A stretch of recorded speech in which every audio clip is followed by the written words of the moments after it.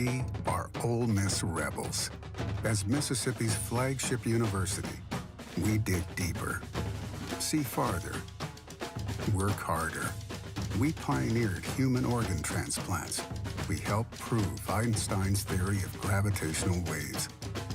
We are conducting life-changing research that solves the problems of today. We are Ole Miss, transforming lives and the world. Hey, welcome to the POMcast with Stephen Willis. We're going to start in a few minutes, but I want to tell you to hit up our social sites, retweet, share, comment, like, do all of that stuff. It can only help us out and it'll make the show even better. But we're getting ready to give you a lot of good Ole Miss information, and I just thought I would tell you that because the POMcast is starting. Well, it's starting right now. Wait, no, that's a little early. It is starting right about now. All right, good morning. Welcome to the POMcast. I'm your host, Stephen Willis. Before we get started today, jam-packed show today. Go to Travel and Cruise World, 1-800-330-7461. Again, that is 1-800-330-7461. What I was trying to do with this is give you an avenue, a resource in Central Florida. Everybody's going to Disney. Everybody's going to the beaches. Everybody's going to Universal. These are people that are going to be on the ground for you. And the best part about this is they can get you the same rate that you got online. What you're looking at. Now you have that resource because they get paid by the parks to bring you in. So give them a call, 1-800-330-7461. Also, have you looked at bookatailgate.com? Take it to the Grove. Tailgating and events have several packages for people, single game and the rest of the season. Give them a call. They can hook you up with a TV. They can double size your tent. They can even help pick up your catering. So give them a call or check them out at bookatailgate.com. Again, that is bookatailgate.com. Also, do you know the official watch of the POMcast? Yes, that's La Terrain watches. You can check them out. They have luxurious watches for decent prices. You can go in there and check it out. And whenever you check out in there, use promo code POMcast, POMcast. You put that in there, you order your watches, we get credit. Thank you very much for that. Also, if you're interested in watching the show, you can catch us on Twitter at The Stephen Willis or at Old Positively. Hit us up on Facebook at facebook.com/POMcast. You can hit us up on YouTube at Positively Ole Miss. Subscribe, hit the bell. You'll not only know that we're streaming, you'll know what we're streaming about, and that'll definitely help you out in the future. And we're on Twitch at Positively Ole Miss, all one word. Also, you can catch us audio-wise at Google Podcast, Apple Podcast, Stitcher, SoundCloud, Spotify, iHeartRadio, TuneIn Radio, and Pandora. You can also catch us on Amazon Music and Audible. I like the Audible thing, whatever reason. I don't know why that gets me excited. Maybe, like I said, maybe it's because my wife is a book-on-tape person, so I'm pretty excited about that. So, yesterday, appreciate you bearing with me. It was a little bit late. Everything was pre-recorded, everything, because my mom's in town.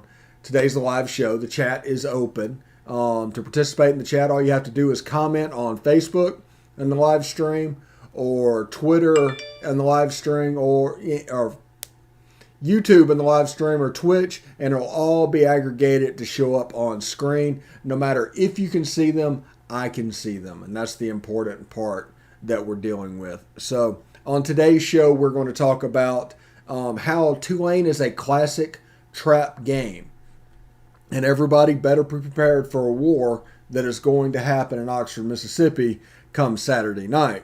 Also, we will look in on the presser highlights of Lane Kiffin, Chance Campbell, and Henry Parrish Jr. And we'll talk a little bit in the second segment today about Clay Helton getting the axe at USC and why that job has just gone down and down and down. It should be a top 5 job in the country. Everybody thinks whenever they do the rankings of what's happening, USC is going to be on that list. But they fired 3 coaches early in like the last 10 years. It's not a very great job thing to do.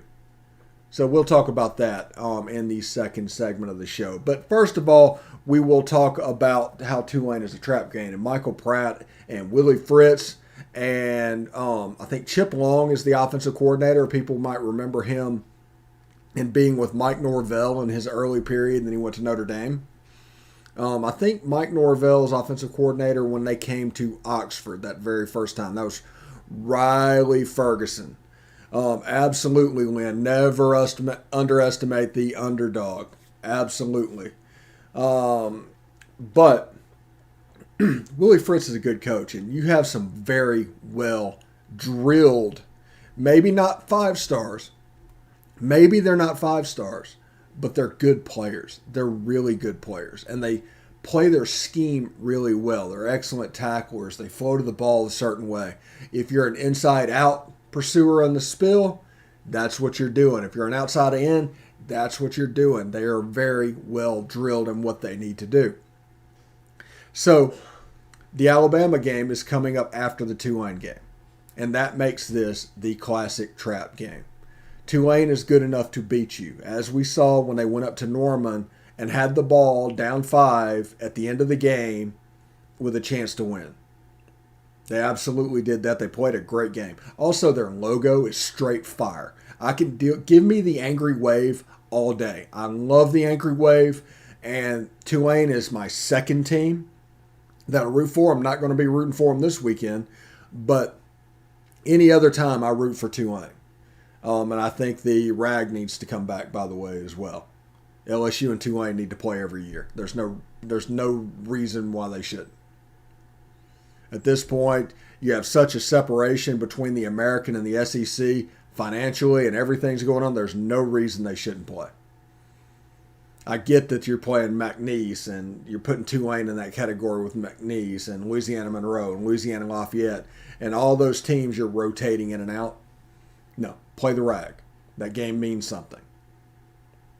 This year, Tulane would beat LSU. They would absolutely beat LSU this year. But they're a good team, and it's a trap game because it's taken everything that I have, and I view myself as a fairly level-headed fan.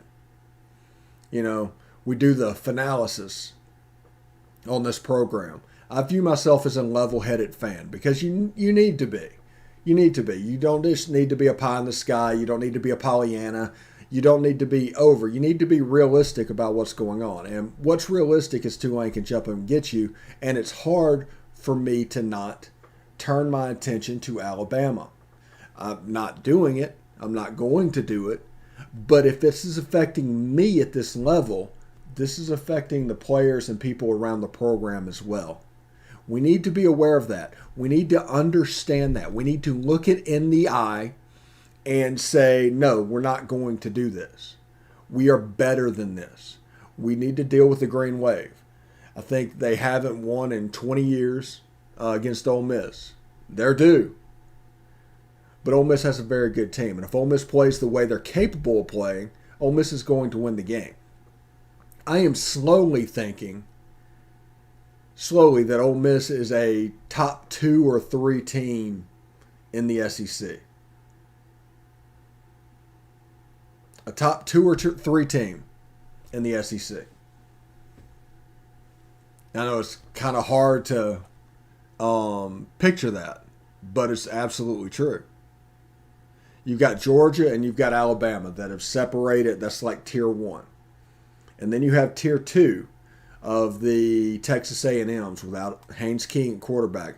Zach Calzada, good player, nice pass to win the game. They still beat Colorado 10-7 on the road. Got Ole Miss. LSU is probably in tier 3, honestly. Arkansas rose up against Texas. They're probably a tier 2 team as well. Auburn. People like that. Florida. Kentucky. Kentucky's in that league too. Probably Missouri as well, but I need to see Missouri do it again. It's what I'm thinking about when it comes to the Missouri game. Anyway, we are going to do some press conference highlights. About 4 minutes long. We'll come back and finish that up. There's an interesting comment at the end of this about Pro Football Focus that I kind of want to get into a little bit before we go hit our break. And then we'll hit our break and we'll come back and talk USC firing Clay Helton and what exactly that means and what exactly they are. So anyway, stick around. Back to work. Good to be in a normal week after really not having one with an opener starting early. And then then last week with the losing 2 days for the short week. So short Monday practice like normal at the beginning of the year. This is a really good team. It's very talented, very well coached. And that's not coach speak. You can see it on film. That's why they go into Norman down to the last play of the game. And, you know, when you watch them, they got really good players. You know, a lot of times I say these, you know, Alabama, Louisiana schools, there are a lot of players there in the state. And you can't all go to Alabama, Auburn, or LSU. So we see them all over the place. Really good-looking kids. I told our team today, if you don't know about conferences and you just watch film and watch them play, you know, this is an SEC opponent. I think they play with a ton of heart. I think they run what they have really well. Fairly multiple. They have a wide variety of offense. They hit you with a lot of volume. I think they're a talented team and they play really hard. I think you saw that both week 1 and week 2. So that's definitely something that we got to be ready for, and it's a big challenge. I don't feel like I think I played very well, but not like as our running back coach said, not as how we're supposed to play. With the details and production, just got to keep moving forward and strive. Really multiple, well coached. They cause you issues. Looks like, you know, he's done it at a number of places, but, you know, can change week to week and look at what you do and give you problems, not just run plays, you know, like a lot of people do. So, and a really good quarterback. Yeah, I think a lot of guys are playing really good ball. I think that's coming from a lot of areas. I mean, we have had some great stuff in the interior. We're doing really well on the back end. And so I think it's coming from a lot of areas. We're outside in, inside out. And I think that's what you want out of a defense. So just kind of keep taking the next steps for everyone. Just the details and just getting the film room every day, preparing ourselves, outwork our opponent, and just come out with attitude and just grind every day and work and get better. Well, I don't know what outlet that is, but Pro Football Focus. Okay. Well, Pro Football Focus don't know a whole lot about watching film, so no disrespect. But we didn't play real well up front. I know the numbers look good, but, you know, tell Pro Football Focus to realize we're running into 5-man boxes most of the time because they're staying deep because of these 3 receivers. So you're supposed to be able to run into that.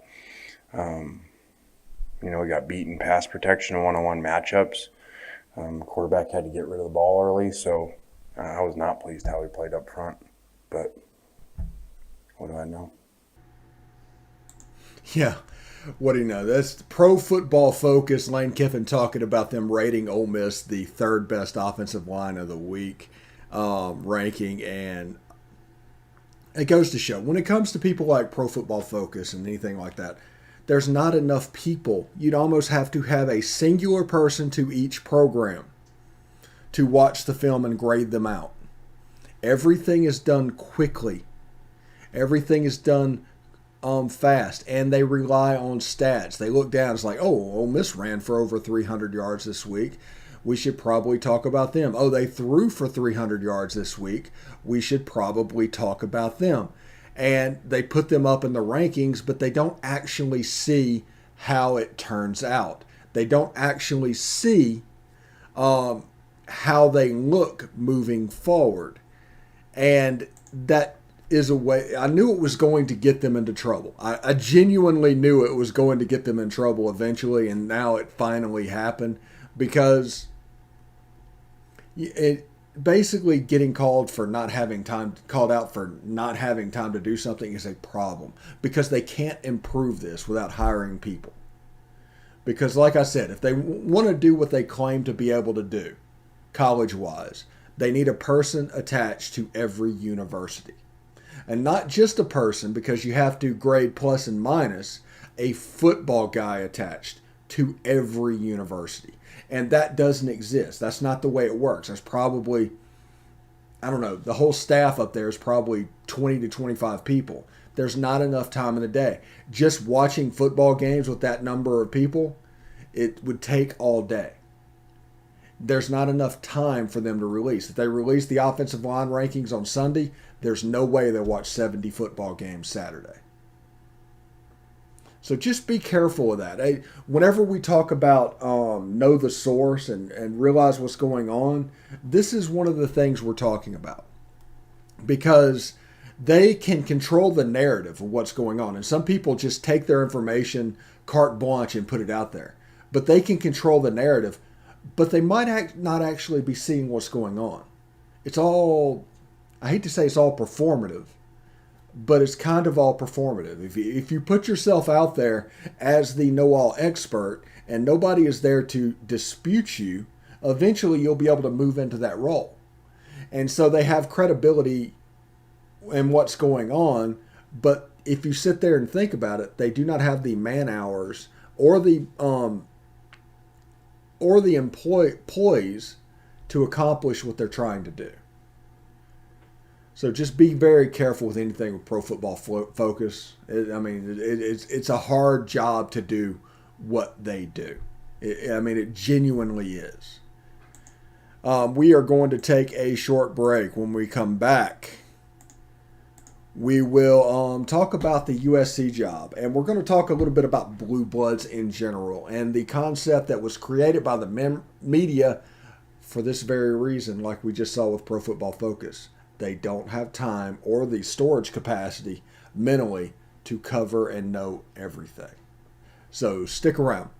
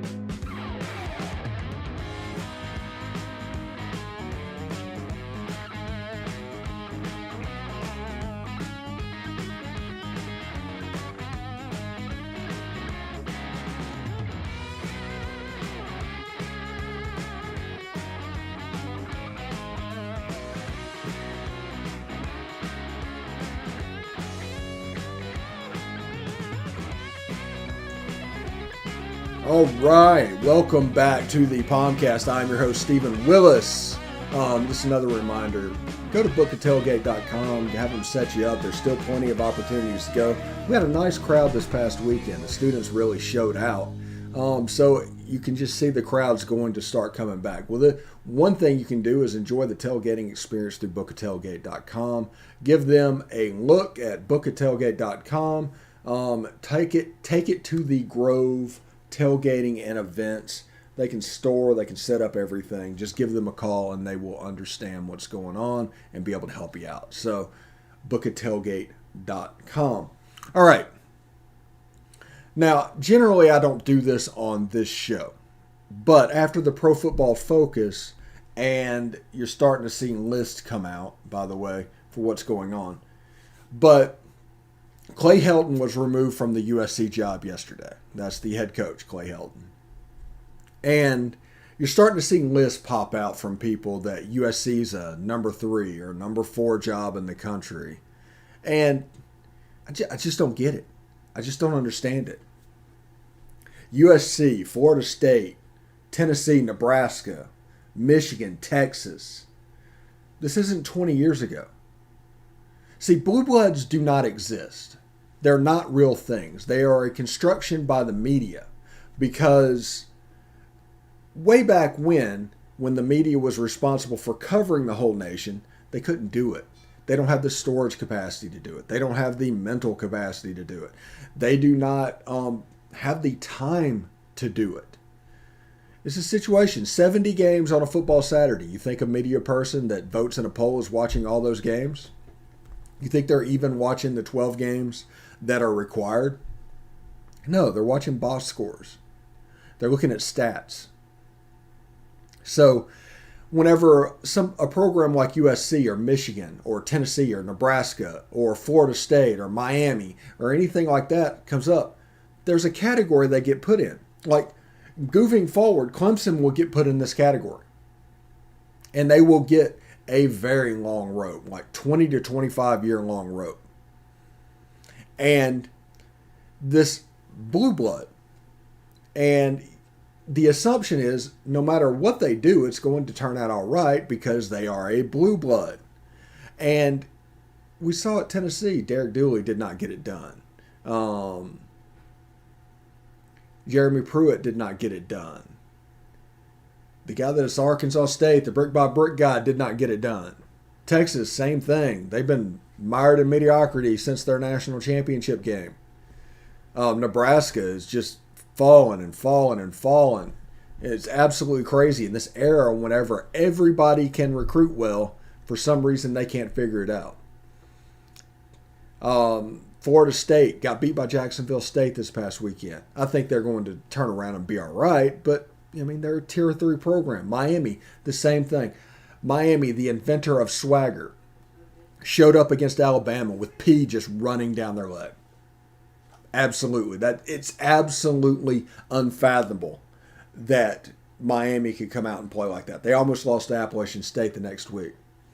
And all these, quote, blue bloods, you just realize what's going on. It's like right now, I would rather be at Ole Miss and Mississippi State than Tennessee and Florida State. I'd rather be at Ole Miss and Mississippi State than USC or Nebraska or Texas. Remember with Texas, the reality hit. They hired an offensive coordinator last time. They didn't go out and poach whoever they wanted to, which 10 years ago Texas could have done. They got the new hotness in Charlie Strong. They hired a coordinator. The only one that went out and got a sitting head coach of the coaching's change last year because of all the COVID stuff and the money problems, everything going around, was Auburn. And that's the Yellowwood guy going out and saying, hey, we need this guy. And they got Brian Harsin play quarterback or to be the head coach from Boise. And they've put up over 60 in their first two games. Now, not, Akron's terrible and Alabama State's, not great. I mean, we'll see. We will see moving forward with those programs. But when it comes to a blue blood that just doesn't exist, it's a media construct. They'll tell you, oh yeah, Michigan will be all right. Why? Who says? And the same thing happens to Alabama, Ohio State, Oklahoma, Oregon, whoever. It's all coach related. You don't think there's going to be a dip when Nick Saban leaves? There's absolutely going to be a dip. If you want proof of that, go back and look what happened after Bear Bryant left. It's going to happen. And that's fine. The trick is to be you don't want to be the guy that follows Nick Saban. You want to be the guy that follows Nick Saban. You need to make sure that hire's right. Because you can tear up the culture and build it back up. Because after Nick Saban, people are going to try to continue to run Nick Saban's program. Absolutely, it's human nature. This is what's been working. But the problem is, in doing that, there's only one Nick Saban. And the way he does things. I mean, can you imagine not getting somebody, hiring Steve Spurrier after one of those type coaches after Nick Saban that's not as hands-on and everything's going. The whole program's going to be in shambles. I mean, that's what happened. I mean, Phil Fulmer went 5-6 one year and they fired him because they were sick of mediocrity, and 20 years later, they still haven't come back up. The riptide just took them away, took all the success away, because people are unwilling to change. If something's, it's the old joke, if something ain't broke, don't fix it. Yes. But if what wasn't broke is gone anyway, it's important to know what we are. What are we? How are we? How can we move forward doing that? Pete Carroll was a huge success at USC. Absolutely huge success. Lane Kiffin was there. Sark was there. Speaking of which, Norm Chow was there as the offensive coordinator. Great hire. But everything they did, Pete Carroll was like the 6th choice for that job. They got turned down 5 times and lucked into Pete Carroll after Paul Hackett. They're a 3rd-tier program. There's nothing that elicits fear from USC. Getting run by Stanford is nothing new. This is something that happens. Clay Helton's first game at USC, they got steamrolled by Stanford. His last game at USC, they got steamrolled by Stanford. Now, I think Clay Helton will be an analyst at Alabama if he's not already now. It's probably sometime in the next week or two, because that's what they do, especially at USC, to rehabilitate coaches. But Clay Helton's move to the air raid, like the Graham Harrell air raid, was interesting. JT Daniels was a good quarterback.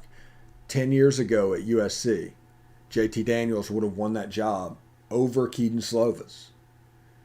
But an air raid quarterback is a little bit different quarterback. I know everybody wants a nice little box to put people in, to whatever's going. But an air raid quarterback is different than a pro-style quarterback. A pro-style quarterback is different than a wishbone quarterback. There's 5 or 6 different types of quarterbacks, and everybody wants to put them in passing quarterback or dual threat. And Mike Leach, he'll call a dual threat quarterback a quarterback that can't pass. So understand that they are not any kind of a threat to what's going on. And people that are going to make jokes about Lane Kiffin, and that's exactly what they are, jokes. Because would you take a job that embarrassed you in that format, in that way? No, you wouldn't. You absolutely wouldn't. So Lane Kiffin, I'm not even worried about USC. There's one program that I would kind of worry about, and one program that I would absolutely worry about. But other than that, I'm not going to be worried at all. As he might go, they might use him for clicks, whatever they're going to do. I think the Lane Kiffin that's here now is not the Lane Kiffin that was at USC in 2011. Different dudes. The Lane Kiffin that's here right now is all about ball and what he's doing. And there's not many jobs in the country that would be considered a step up from where he is right now. Honestly, just real. Now, the media is going to do the blue blood game.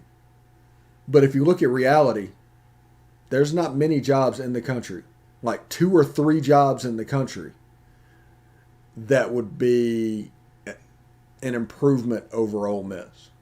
And no, Texas is not one of those jobs right now. No, Florida State is not one of those jobs. USC is not one of those jobs. Nebraska, Tennessee, Michigan, not one of those jobs.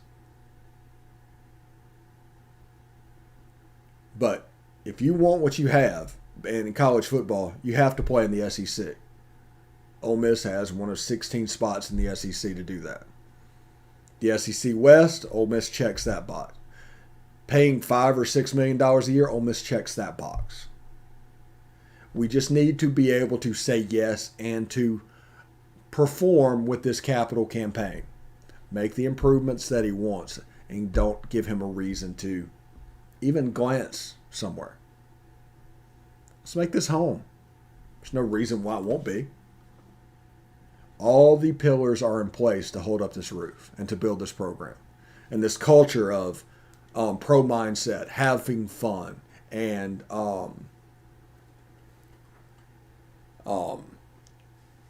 competition is very important. Absolutely important to what's going on. And you can see it on the field. And those guys are starting to fly around and play fast. I want to see what they look like against Tulane. I want Ole Miss to come out and improve on the Louisville game against Tulane. Absolutely. And then get ready for Bama. 2 weeks to get ready for Bama. But we need to take care of business this weekend first. Absolutely. And those guys will be locked in because one thing's for sure. If you look at Tulane on the film, there's reasons to be locked in on this game. You're not playing the logo on the front of the jersey or on the side of the helmet. That'll get you beat in G5 games, and that'll ensure moving forward against the cream of the cream, against the Alabamas that you beat even before kickoff. So, keep that in mind.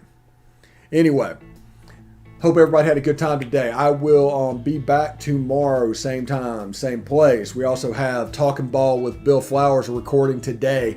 That'll be up Thursday. Best of the West, 8:30 tonight Central. Tune in for that. That'll be a live stream. And at 7 o'clock, we're doing our preview for the weekend with Biscuits and SEC. Today's a busy day. Today's going to be awesome. So I hope everybody had a good time. And, of course, I'll see you tomorrow. And, of course, hotty toddy.